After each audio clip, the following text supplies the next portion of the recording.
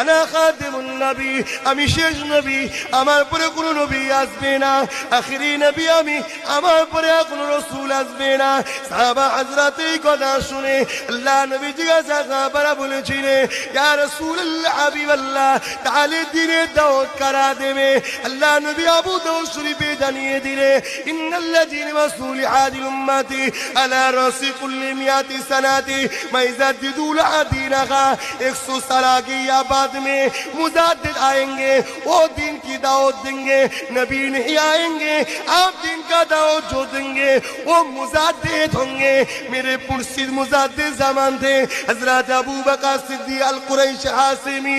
ए যুবকেরা, আব্বারা, তরুণেরা, ওই বিদায় হজ আল্লাহ নবী বলেছিলেন আমার উম্মত দাবিদারদের মধ্যে 73টি দলে বিভক্ত হবে, 72 জাহান্নামী হবে, একটি জান্নাতি হবে।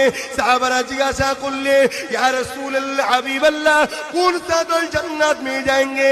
নবী বলেছিলেন, যে দলে আমি আছি আমার সাহাবারা রয়েছে, ওই দলটা হলো জান্নাতি দল। যে দলটা কোরআনের ভাষায় হিজবুল্লাহ, হাদিসের ভাষাতে আহলে সুন্নাত ওয়াল জামাআহ।